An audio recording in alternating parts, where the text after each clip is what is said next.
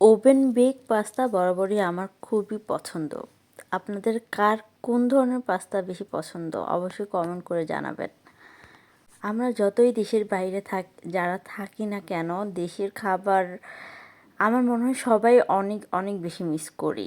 যারা মানে দেশে থাকা অবস্থায় দেশের খাবার পছন্দ করতো না, তারাও দেশের বাইরে যাওয়ার পর দেশের খাবার খুব বেশি মিস করে। আমার পার্সোনালি সেটা মনে হয়। আচ্ছা, সবার কী অবস্থা, কেমন আছে সবাই? আমি Poonam from my page Poonam simple চলে আসলাম আরও একটা নতুন ব্লগ নিয়ে। আর বরাবরের মতো এই ব্লগটাও এই ভিডিওটাও আমার বাংলাদেশে থাকা অবস্থায়, যেটা আমি সময়ের অভাবে ভয়েস ওভার করার সময় টোটালি পাইনি। আর এখন ভয়েস ওভার দিতে গিয়ে বাংলাদেশের খাবার দেখে আমার লিটারালি জিভে জল চলে আসছে। এত টেস্টি টেস্টি খাবার অ্যাকচুয়ালি অনেক অনেক বেশি মিস করছি। বিকজ দেশের বাইরে অ্যাকচুয়ালি আমাদের অনেক কিছু মেনটেন করে চলতে হয় খাবারের ক্ষেত্রে বা সব কিছুর ক্ষেত্রেই। বিকজ হালাল ফুড বা হালাল শপগুলা সচরাচর অ্যাভেলেবেল থাকে না। দ্যাটস ওয়াই আমরা সব জায়গার খাবার খেতেও পারি না।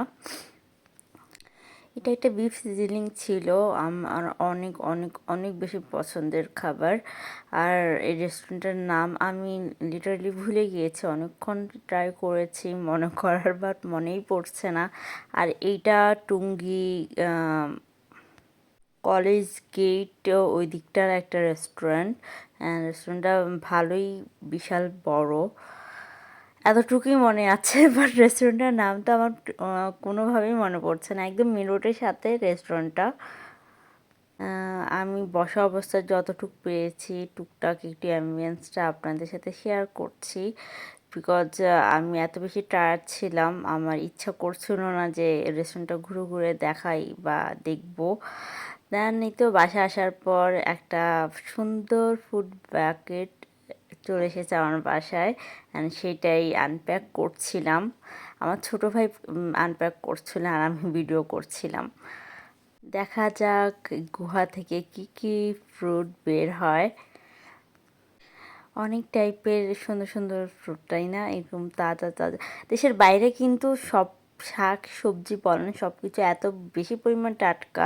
আমি যখন আমার আম্মুকে ভিডিও কলে দেখাই, আম্মু দেখে তো সেই তার লোভ লেগে যায় যে এত সুন্দর শাক সবজি ফ্রুটগুলো এত বেশি টাটকা, মানে দেখলেই ইচ্ছা করে খাই, এমন একটা অবস্থা।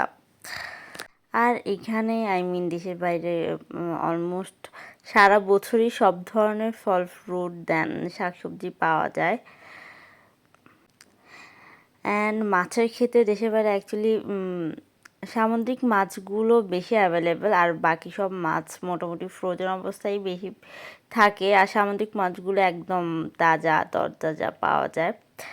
আর ওদের নিজস্ব কিছু চাষের মাছ থাকে হয়তো বা, ওগুলো তাজা পাওয়া যায়। আদারওয়াইজ সব মাছই ফ্রোজেন থাকে। আর এই তো দেখতে পাচ্ছেন কত ধরনের ফ্রুট বের হয়েছে ফ্রুটের খাজানা থেকে। আর হ্যাঁ, আপনারা কে কোথা থেকে এমন ভিডিও দেখছেন অবশ্যই কমেন্ট করে জানাবেন। আজকে খুব হজবরল একটা ভিডিও দিয়েছি, যার কোনো আগাও নেই মাথাও নেই। অ্যাকচুয়ালি এই ভিডিওগুলো অনেক আগে আমার শ্যুট করা, অ্যারাউন্ড মেবি 1 ইয়ার হয়ে গিয়েছে।